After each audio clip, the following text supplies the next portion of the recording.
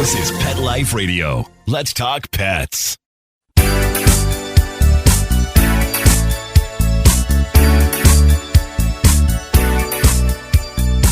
Hello!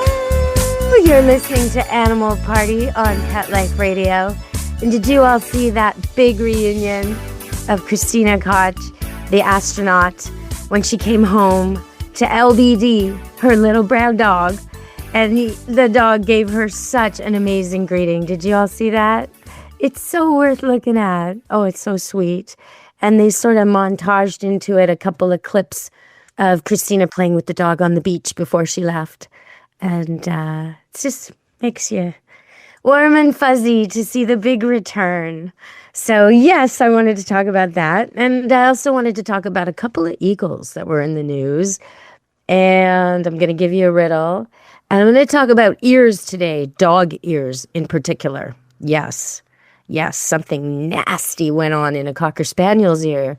And I posted pictures of the thing the vet found in there. Ooh, looks like an alien, honestly.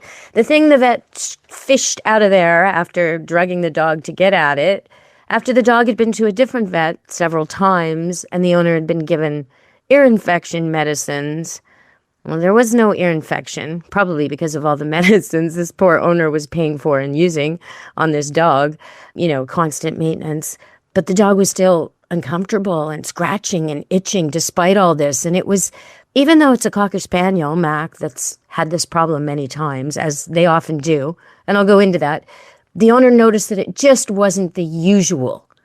So because they'd moved, they ended up at a different vet, and voila, it wasn't the usual. Sometimes even your vet gets jaded by what the usual the dog comes in with. It wasn't the usual at all. It was absolutely alien. So we'll talk about that later. If you want to see the thing, yuck. Oh my gosh. I posted it, I think it was around April 13th on Deb Wolfe, pet expert on Facebook, and you could see this thing in a beaker at the vet clinic after they took it out of Mac. All right, well, we'll talk about that later. Yeah, we will. But let's get to the eagles. The eagles. Okay, so if you're hitting the link next to the show page, you're going to see this footage that was on the news in Vancouver, Canada, and it actually made the news all across the country because it was so interesting. But what it is, it's two bald eagles, the big black and white ones, the ones that are on the flag, or not on the flag, but always standing around and statues of them near flags. The big American symbol, the big bald eagle. Okay, that guy. Very proud, predator bird, right? It has wicked talons. It can scoop up mice, rats, fish, whatever it wants and eat them. Okay, that's the bird we're talking about. Giant bird, very, very, very noble, often appreciated and even worshipped in Native American cultures, First Nations, Canadian cultures, the Aboriginal people here. The eagle is very much a symbol of a lot of things. So here are these two eagles. They were flying and they somehow got caught up together, locked, talons locked on a wire. Like, the city wires that run through the streets from the telephone poles, the hydro wires. So these two eagles were hanging from midair, one on either side of the wire, locked together, screeching in a suburb near Vancouver. And of course, authorities were called and they came as quickly as they could. And it was really fascinating to watch. So if you hit the link, you'll see it. It's really fascinating how they got them unlocked. But one person grabbed one eagle, one person grabbed another eagle, which, believe me, I don't know. Those things have beaks. Oh my gosh. Anyway, these two brave people, well-trained and well-suited for this, grabbed the eagles and separated their talons. And then, so they weren't actually locked anymore. And then someone else made a loud clapping noise above them and they broke apart. And if not, they clearly would have died there. They could not release themselves, and eventually there would have been a big problem. So it's a good news story, and it only took a few seconds to release them, although they were caught there for a while. Why would two eagles be trapped like that? Well, were they caught having sex? As two boys, two male eagles. Okay, well, that raises a whole lot of other questions. But no, what they were caught in was a battle. They were fighting. And they probably weren't that serious about it because it was probably a mock battle because it didn't take much to get them to release and they didn't go back to fighting. They immediately flew off in separate directions. So, oh my goodness, they may have even been brothers just playing around, but it was not a good move on their part. You got to watch out for those wires, Eagles. Okay, we're going to go to break and come back. But before I do that, I'm going to give you the first part of our riddle today. We're trying to guess an actor, okay? Now, this person, I'm getting the first hint today, is that he has played a rodent-type animal on some media event. See, I can't give it away too closely, right? I got to be a little bit vague. But that's the first, some kind of media production, movie, play, whatever, book, story, whatever. He played an animal. It was a rodent. That's your first hint. We're going to come back. We're going to have 2 more hints. And hopefully you can figure it out before Animal Party is through today. Okay, it's me, Deb Wolfe. And we're going to come back from break and talk more about ears. Yep, dog ears. Stay tuned on Animal Party, Pet Life Radio.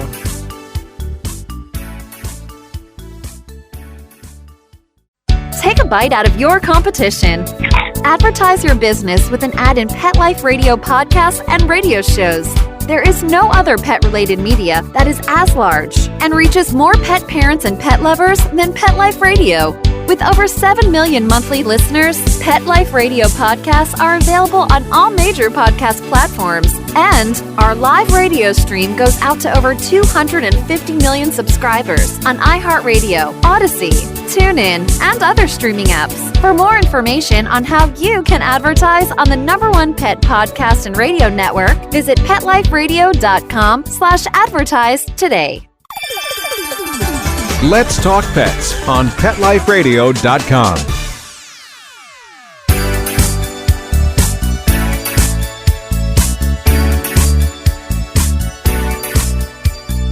Hello, we're back at Animal Party, Pet Life Radio with me, Deb Wolfe.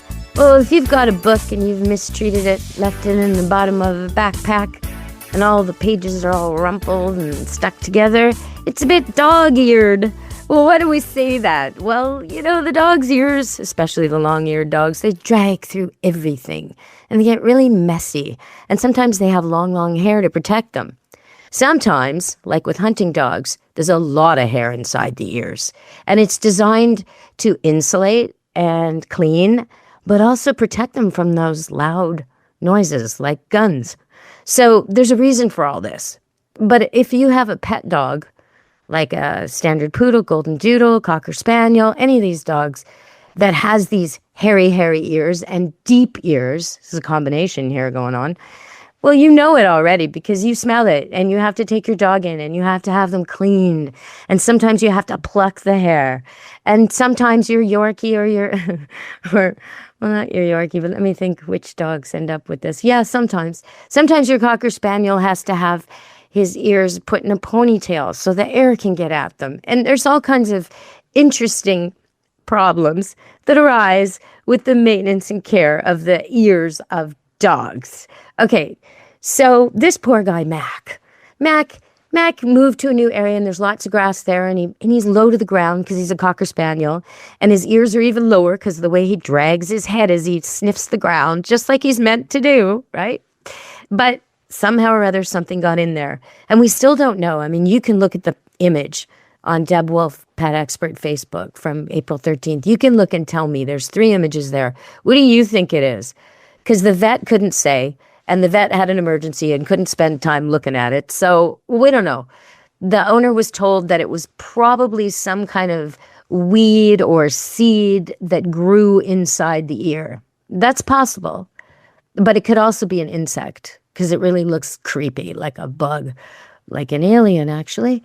Anyway, poor Mac, scratching, and no matter what they did, he kept scratching. And luckily, she was onto it. The owner, Bonnie, knew what to do and said, no, this isn't right, even for an ear infection, even for Mac. So took him in, and sure enough, yuck. They had to, put him out and pull it out and clean it up. And he's going to be fine, of course. And what a good-natured dog to put up with that for so long. But for a long time, she's been telling people, don't touch his ears, they're sensitive. And if that's a problem, and it's chronic, but it's worse than usual or it's different than usual, this is a really good signal. Don't just say, oh yeah, he always has stinky breath, or he always has itchy ears, or he always has weepy eyes. If it's getting worse, there's a new problem. There's something else. So, okay, that's what happened there. And if they hadn't caught it, the thing would have grown more if it was a weed or a bug, whatever. It would have expanded and maybe burst the eardrum, maybe made poor Mac deaf. So it's really, really good they caught it. So what else about ears? Well, here's a question I got. Does everyone have their dog's ear hair pulled?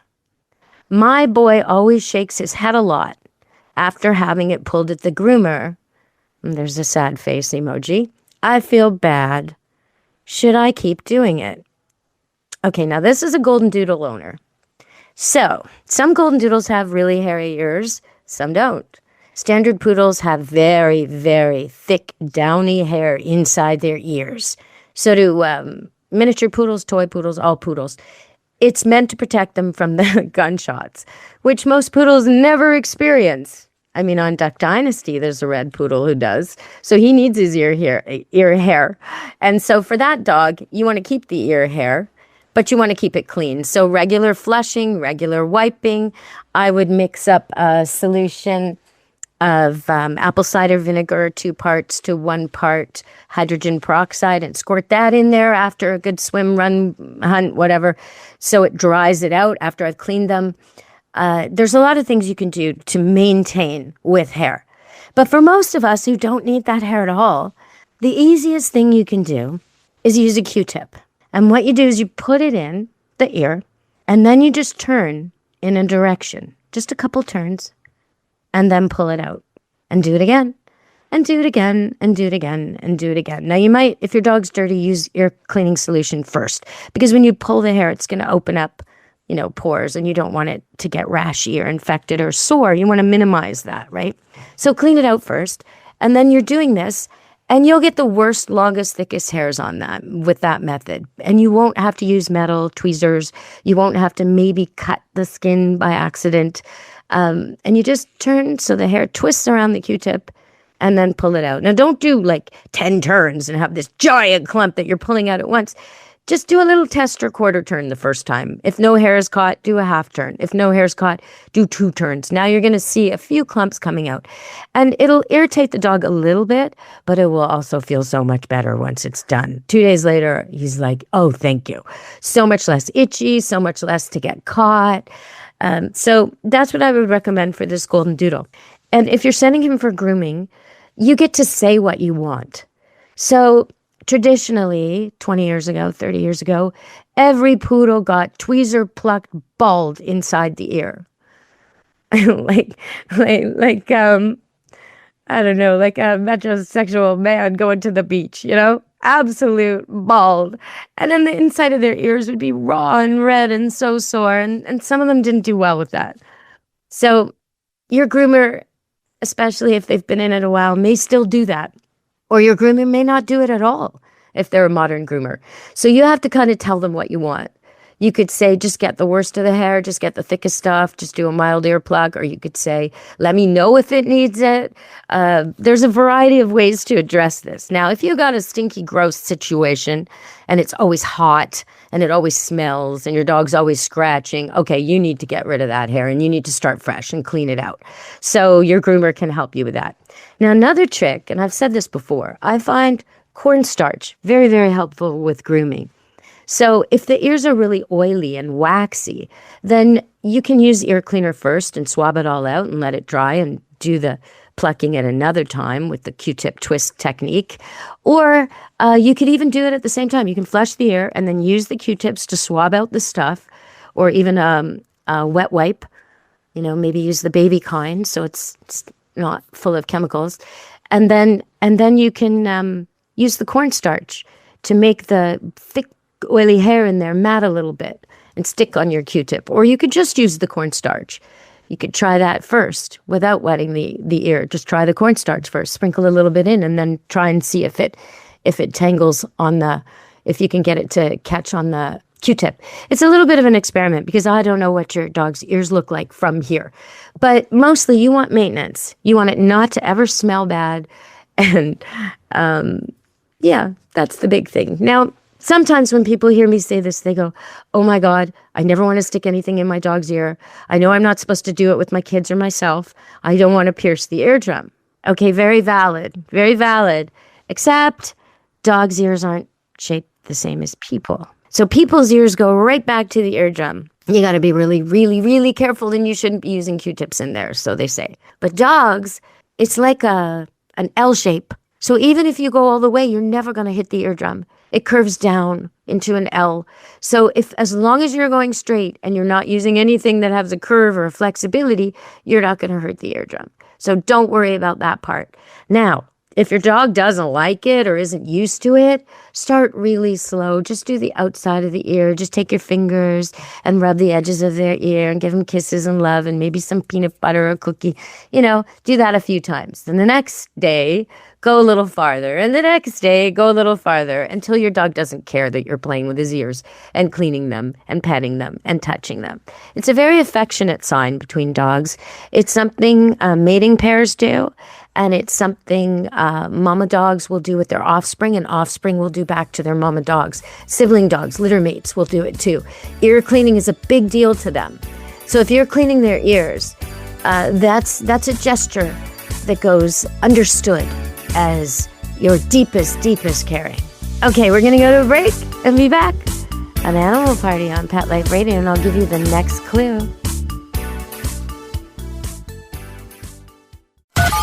Talk to the paw. Hi, this is Amy Shore. Hi, I'm Jane Lynch. This is Mandy Moore. Hi there, I'm Kate Walsh. This is Catherine Heigl. There's only one station that gives you the scoop on wagging tongues and tails. And who's walking who in Renton and Tinseltown. Pet Life Radio, the tail wagger. Let's talk pets Let's talk pets on Pet Life Radio. Pet Life Radio. PetLifeRadio.com.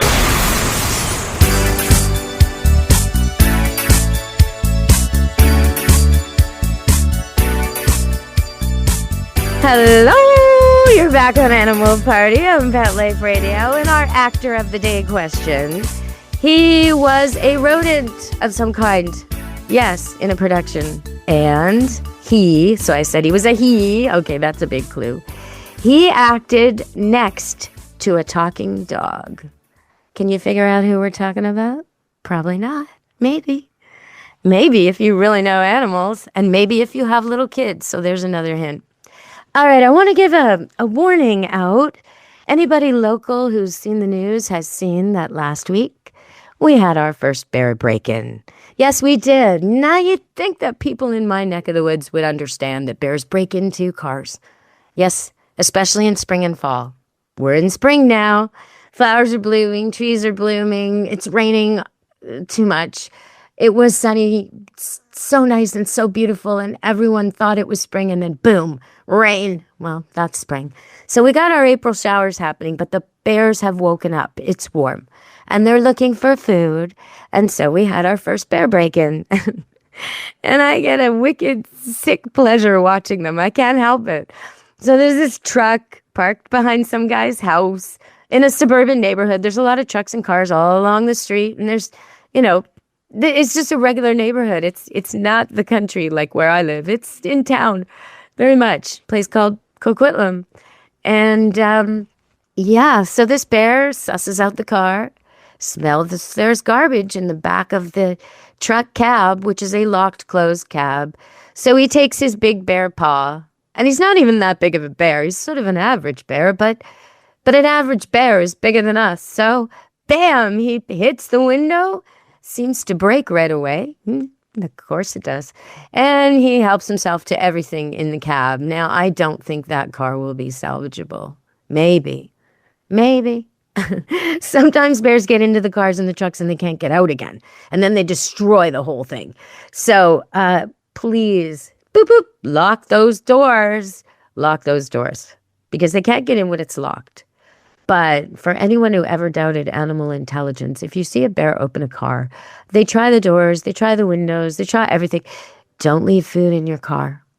Even a chocolate bar wrapper will draw them Don't leave anything in there. And I know that's really hard when you have little kids and there's Cheerios all over the place. But maybe you want to let the pet dog in there to clean that up before you close up the car for the night, because the bears are out, everybody. Okay, I'm going to give you one more clue. This actor, who has been a rodent and acted next to a talking dog, also supports a very good charity that helps animals who need homes, animal rescue, called Best Friends. So those are all our clues. I'm not going to give you any more clues. See if you can figure it out while I talk a little bit about what's been going on here. So there was a cat, because you guys have asked me to talk more about cats. I'm making a point every single show to get some cat content. Meow, meow, here we go. So there was a cat who, during Hurricane Helene, escaped, and that was in North Carolina. And 443 days later, the cat was found roaming along the Tennessee state line. So why was this cat found? How did they find the cat? You may think your cat is extremely unique. You may think that until you lose your cat and you try to find your cat and you go to a website with all the posted pictures of all the cats and you think, oh my God, my cat looks like all these cats. What am I going to do?